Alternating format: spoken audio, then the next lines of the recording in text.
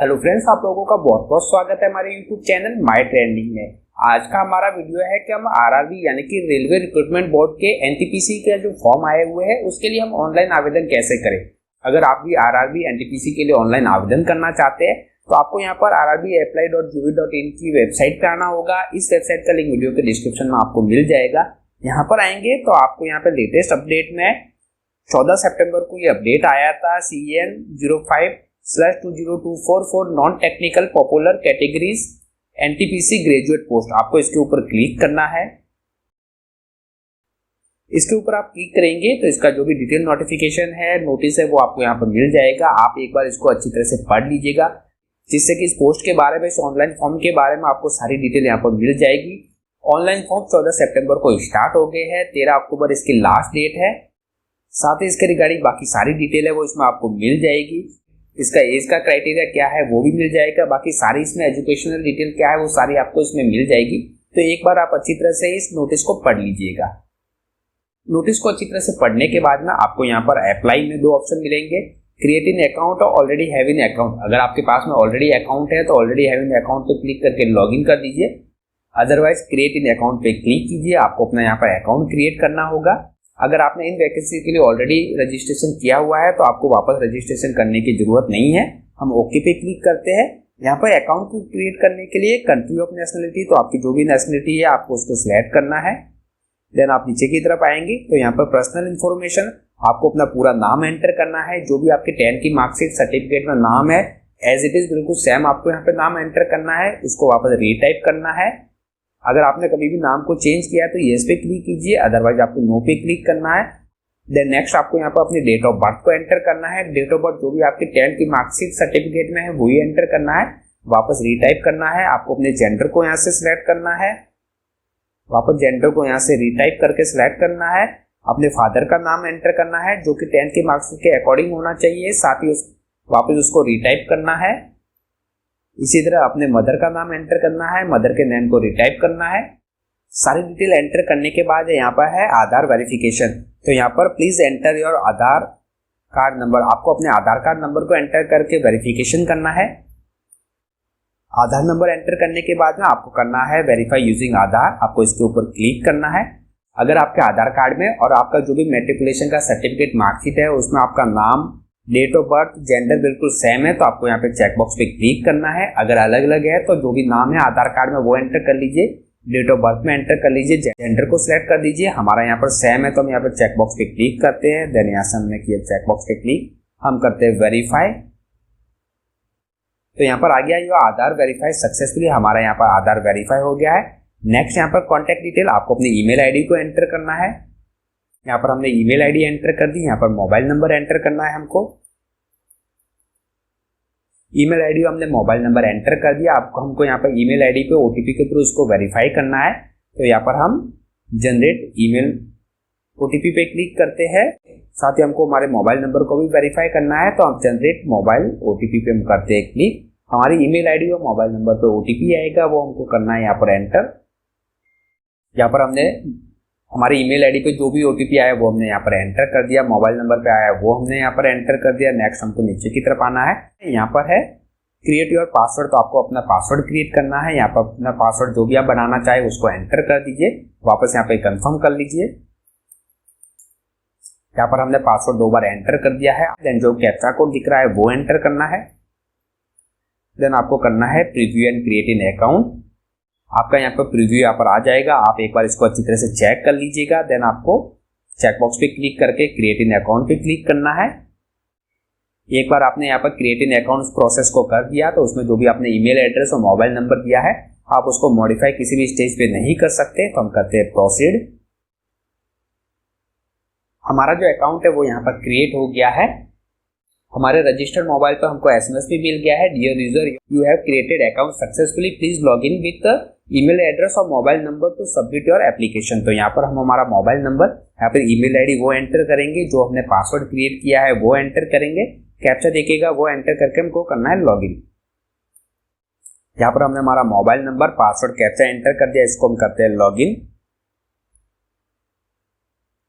हमारे यहाँ पे लॉगिन हो गया है। लॉगिन हो जाने के बाद में ऑनलाइन एप्लीकेशन पे हमको क्लिक करना है। ऑनलाइन एप्लीकेशन पर आप क्लिक करेंगे तो करंट जो भी यहाँ पर ओपनिंग होगी वो यहाँ पर आ जाएगी। यहाँ पर आ गया CEN 05/2024 for non technical popular categories NTPC graduate post. तो यहाँ पर है select the RRB for which you wish to apply. तो यहाँ पर आप जहाँ से अप्लाई करना चाहते हैं उसको आपको यहाँ से सिलेक्ट करना है। तो यहाँ से जैसे कि मैं अजमेर को सिलेक्ट करता हूँ, अजमेर को सिलेक्ट कर दिया। नेक्स्ट चेकबॉक्स पे हम करते हैं क्लिक एंड हम करते हैं नेक्स्ट। तो यहाँ पर आ गया है this data is fetched from your previous saved data, check all the detail to proceed further. तो यहाँ पर हमने जो भी डेटा हमारा अकाउंट क्रिएट करते टाइम हमें एंटर किया था वो यहाँ पर आ गया है।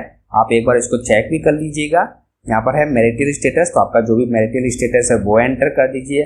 आपका जो भी रिलीजन है वो आप एंटर कर दीजिए। आपकी जो भी मदर टंग है वो एंटर कर लीजिए। Choice of language for examination आप उसको सिलेक्ट कर लीजिए। देन है permanent visible mark of identification. अगर आपकी बॉडी पर कोई भी ऐसा विजिबल आइडेंटिफिकेशन मार्क है तो उसको आपको यहाँ पर एंटर करना है। और अगर आपके पास में एक और कोई भी विजिबल आइडेंटिफिकेशन मार्क है तो उसको भी आपको यहाँ पर एंटर करना है। देन यहाँ पर है कम्युनिटी डिटेल, तो आपको अपनी कम्युनिटी डिटेल को यहाँ पर एंटर करना है। आप यहाँ पर unreserve SC ST OBC EWS किससे अप्लाई कर रहे हैं उसको आपको सिलेक्ट करना है। देन आपका यहाँ पर पोस्टल एड्रेस आपको एंटर करना है। जो भी आपका प्रेजेंट एड्रेस है उसको पूरा आपको यहाँ पर एंटर करना है। परमानेंट एड्रेस को एंटर करना है। अगर प्रेजेंट और परमानेंट एड्रेस सेम है तो आपको यहाँ पर चेकबॉक्स पे क्लिक करना है। यहाँ पर हमने एड्रेस को एंटर कर दिया। हमारा प्रेजेंट और परमानेंट एड्रेस सेम है तो हमने यहाँ पे चेकबॉक्स पे टिक कर दिया है। देन हमको उसको करना है सेव। सेव करने के बाद हम करते हैं नेक्स्ट। नेक्स्ट करने के बाद में यहाँ पर हम आएंगे तो यहाँ पर है कैटेगरी डिटेल। अगर आप एक्स सर्विसमैन है तो आपको येस पे क्लिक करना है, अदरवाइज नो पे क्लिक करना है। उसके बाद में अगर आप a person with benchmark disability यानी दिव्यांग है तो आपको येस पे क्लिक करना है, अदरवाइज आपको नो पे क्लिक करना है। देन आप नीचे की तरफ आएंगे तो स्क्रैप डिटेल, अगर आपको स्क्रैप की आवश्यकता है तो येस पे क्लिक कीजिए, अदरवाइज आपको नो पे क्लिक करना है। यानी कि आपको लिखने में कोई दिक्कत है और आपको स्क्रैप की आवश्यकता है तो आपको येस पे क्लिक करना है, अदरवाइज आपको नो पे क्लिक करना है। अगर आप इकोनॉमिकली बैकवर्ड क्लास यानी EBC से रिलेटेड है तो आपको येस पे क्लिक करना है, अदरवाइज आपको यहाँ पे नो पे क्लिक करना है। आपके पास में EBC यानी इकोनॉमिकली बैकवर्ड क्लासेस का सर्टिफिकेट होना चाहिए। Are you an employ of Indian railway, अगर आप इंडियन रेलवे के एम्प्लॉय है तो येस पे क्लिक कीजिए, अदरवाइज नो पे क्लिक कीजिए। करंट एम्प्लॉयमेंट डिटेल, अगर आपके पास में कोई भी करंट एम्प्लॉयमेंट डिटेल है एक्सक्लूडिंग रेलवे एम्प्लॉय तो आपको उसको सिलेक्ट करना है। जैसे कि अगर आप सेंट्रल गवर्नमेंट में, स्टेट गवर्नमेंट में है, पब्लिक सेक्टर अंडरटेकिंग में है तो आपको उसको सिलेक्ट करना है, अदरवाइज आपको नॉट एप्लीकेबल पे क्लिक करना है। देन आप नीचे की तरफ आएंगे तो बैंक डिटेल को रिफंड ऑफ फीस, आप जो भी फीस पेड करेंगे वो जो रिफंड होगी कौन से बैंक अकाउंट में होगी वो बैंक अकाउंट डिटेल आपको यहाँ पर एंटर करनी होगी। आपको यहाँ पर अकाउंट होल्डर का नाम, अकाउंट नंबर, आपको वापस अकाउंट नंबर को कंफर्म करना है, IFSC कोड को यहाँ पर एंटर करना है। यहाँ पर हमने डिटेल एंटर कर दी, हम करते हैं कंफर्म। कंफर्म करेंगे तो यहाँ पर हमारे बैंक का नाम आ गया, यहाँ पर बैंक का जो एड्रेस है वो यहाँ पर आ गया। इसको हम करते हैं सेव, देन हम करते हैं नेक्स्ट। हमारा जो अकाउंट है वो आधार से वेरीफाइड है क्योंकि जब हमने अकाउंट को क्रिएट किया था तो हमारे आधार को हमने वेरीफाई कर दिया था। नेक्स्ट यहाँ पर आएंगे तो यहाँ पर हमको एसेंशियल क्वालिफिकेशन डिटेल एंटर करनी है। तो यहाँ पे फर्स्ट है मेट्रिकुलेशन, तो आपका जहाँ जिस स्टेट से आपने किया है उसको एंटर कर दीजिए। डिस्ट्रिक्ट को आप सिलेक्ट कर लीजिए, बोर्ड कौन सा है उसको आप सिलेक्ट कर लीजिए। जो डेट ऑफ रिजल्ट डिक्लेरेशन है, रिजल्ट डिक्लेरेशन की क्या डेट है वो एंटर कर दीजिए। यहाँ पर आपको रोल नंबर एंटर करना है। यहाँ पर हमने जो डेट ऑफ डिक्लेरेशन है वो एंटर कर दिया, रोल नंबर को एंटर कर दिया। आपको अभी हमको यहाँ पर जो भी हमारी मार्कशीट की कॉपी है उसको यहाँ पर अपलोड करना है, तो हम अपलोड डॉक्यूमेंट पे क्लिक करते हैं। जो भी इसकी साइज है वो 500 KB तक होनी चाहिए, उससे ज़्यादा नहीं होनी चाहिए। फॉर्मेट PDF ही होना चाहिए। तो यहाँ पर हम ब्राउज फाइल पे क्लिक करके हमारे मार्कशीट की कॉपी को हम करते हैं यहाँ पर अपलोड, सेव। हमारी जो मार्कशीट की कॉपी है वो यहाँ पर अपलोड हो गई है, इसको हम करते हैं ऐड। तो यहाँ पर हमारी जो डिटेल है वो यहाँ पर ऐड हो गई है। नेक्स्ट यहाँ पर क्वालिफिकेशन में यहाँ पर हमको ग्रेजुएशन को हमको यहाँ पर एंटर करना है। यहाँ पर हमने हमारी जो भी बैचलर डिग्री है उसकी डिटेल एंटर कर दी है। यहाँ पर है do you have typing proficiency in English और हिंदी ऑन कंप्यूटर, अगर है तो आपको येस पे क्लिक करना है, अदरवाइज नो पे क्लिक करना है। अगर आप नो पे क्लिक करेंगे तो यहाँ पर है information typing proficiency is mandatory, candidate must be proficient in typing in English और Hindi language prior to appearing for the typing speed test TST for the post under category number 4 and category number 5। यानी कि यहाँ पर जो post number 4 और 5 है इसके लिए जो टाइपिंग है वो नेसेसरी है। अगर आप यहाँ पे नो पे सिलेक्ट करेंगे तो इन दो पोस्ट के लिए आप यहाँ पर एलिजिबल नहीं होंगे। अगर आप प्रोफिशिएंट है तो येस पे क्लिक कीजिए, अदरवाइज नो पे क्लिक करेंगे तो उन दो पोस्ट के लिए आप एलिजिबल नहीं होंगे। हम येस पे क्लिक करते हैं ऐड इसको, देन हम करते हैं नेक्स्ट। यहाँ पर हमको जो हमारा फोटोग्राफ है, पासपोर्ट साइज फोटोग्राफ, वो अपलोड करना है। साथ ही हमको हमारे सिग्नेचर अपलोड करने हैं। जो भी आप यहाँ पर फोटोग्राफ अपलोड करेंगे उसका स्पेसिफिकेशन क्राइटेरिया क्या है वो यहाँ पर दिया हुआ है। ये कलर पासपोर्ट साइज फोटोग्राफ होना चाहिए जिसका बैकग्राउंड व्हाइट होना चाहिए, 6 महीने से ज्यादा पुराना नहीं होना चाहिए। इसकी जो डायमेंशन है 35 mm × 45 mm या फिर पिक्सल में 320 × 240 होना चाहिए। फॉर्मेट इसका जेपीजी फॉर्मेट है, 30 से 70 KB के बीच में फॉर्मेट होना चाहिए। फोटो आप जब भी कैप्चर करें तो एक तो आपके मोबाइल की सेल्फी ली हुई नहीं होनी चाहिए। अगर मान लीजिए आपने आपसे कोई सेल्फी लेके प्रोसेस कर दिया है, फोटोग्राफ आपने डायमेंशन सही कर दिया, साइज सही कर दी, यहाँ पर अपलोड भी हो गया, तो इन केस अगर इन क्राइटेरिया का वो पालन नहीं करता है तो लेटर स्टेज में भी आपके एप्लीकेशन को रिजेक्ट किया जा सकता है। यानी कि आपको सेल्फी मोबाइल से ऐसे फोटो खींचा हुआ अपलोड नहीं करना है। यहाँ पर कैप, मास्क, चेहरे पे कोई कपड़ा या फिर चेहरे पे आपके बाल आ रहे हैं, शेडो आ रहा है, ज्वेलरी है, ऐसा कुछ भी है तो भी आपको वो अपलोड नहीं करना है। उस केस में भी आपका एप्लीकेशन रिजेक्ट हो सकता है। साथ ही आपका जो फोरहेड है, आईज है, नोज है, चीन है, वो अच्छी तरह से विजिबल होना चाहिए। चेहरे पे कोई बाल नहीं आना चाहिए, शेडो नहीं आना चाहिए।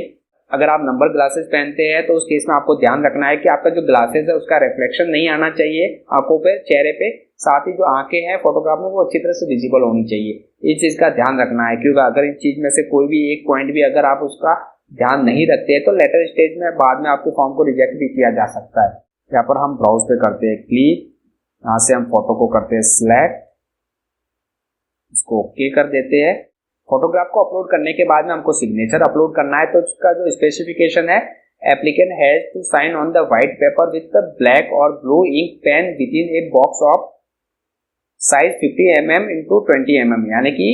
यानी कि आपको एक व्हाइट पेपर पर ब्लैक या ब्लू इंक पेन से within a box 50 mm × 20 mm, यानी 50 mm × 20 mm के बॉक्स के बीच में आपको साइन करना है। यानी कि आपका जो डायमेंशन है 50 mm × 20 mm होना चाहिए। The signature must be in running letter and not in block letter। जो सिग्नेचर है वो रनिंग लेटर में होना चाहिए। The image should be in JPG format. Image है वो JPG फॉर्मेट में होनी चाहिए। डायमेंशन 50 mm × 20 mm या फिर पिक्सल में 140 × 60 पिक्सल होना चाहिए। साइज है वो 30 से 70 KB के बीच में होनी चाहिए। तो आपको इन चीजों का ध्यान रखना है। तो यहाँ पर हम ब्राउज पे क्लिक करते हैं, यहाँ से हम सिग्नेचर को सिलेक्ट करते हैं। हमारा सिग्नेचर यहाँ पर आ गया है, हमारा सिग्नेचर यहाँ पर आ गया है। अभी यहाँ पे नेक्स्ट हम इसको करते हैं सेव, देन करते हैं नेक्स्ट करने के बाद में यहाँ पर है हमको प्रेफरेंस डालना है। तो आपके यहाँ पर जो भी प्रेफरेंस आप डालना चाहते हैं उसको यहाँ पर एंटर कर सकते हैं। जैसे हमने आरआरबी अजमेर को सिलेक्ट किया था, उसमें जो भी एलिजिबल पोस्ट है जोन वाइज तो वो यहाँ पर आ गई है। इसमें आपका जो भी प्रेफरेंस है वो आप यहाँ से सेट कर लीजिए।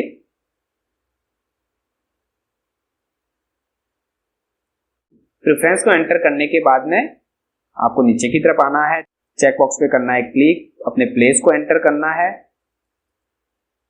देन आपको यहां से करना है सेव करने के बाद में प्रीव्यू एप्लीकेशन, यहाँ पर हमको चेक बॉक्स पे करना है क्लिक। यहाँ पर हमको सारे चेक बॉक्स पे क्लिक करना है, हम करते हैं प्रीव्यू। तो यहाँ पर हमारे फॉर्म का यहाँ पर प्रीव्यू आ गया है। आप एक बार अच्छी तरह से इसको चेक कर लीजिएगा। आई हैव रीचेक्ड, अगर कोई गलती है तो एडिट पे क्लिक कर दीजिएगा। अगर लगता है कि बिल्कुल सही है तो सबमिट पे क्लिक कीजिए। तो अगर आपने एक बार इसको सबमिट कर लिया तो उसके बाद आप इसमें करेक्शन नहीं कर पाएंगे। तो हम करते हैं सबमिट। हमारा फॉर्म यहाँ पर सबमिट हो गया है। फॉर्म के सबमिट हो जाने के बाद में नेक्स्ट हमको इसका पेमेंट करना है। तो उसके लिए यहाँ पर हमको हमारी कैटेगरी के अकॉर्डिंग 500 रुपए का हमको पेमेंट करना है। तो पेमेंट करने के लिए आपको यहाँ पे विद रेजर पे क्लिक करना है। यहाँ पर आपको अलग अलग मोड ऑफ पेमेंट दिखेंगे। आप यहाँ पे HDFC नेट बैंकिंग कार्ड के थ्रू कर सकते हैं, यहाँ पर UPI के थ्रू कर सकते हैं, नेट बैंकिंग, QR कोड, जिसके भी थ्रू आप पेमेंट करना चाहे वो कर सकते हैं। जैसे अगर QR कोड के थ्रू करना चाहते हैं तो यहाँ से QR कोड को सिलेक्ट कीजिए, शो QR पे क्लिक कीजिए, कंटिन्यू में पे।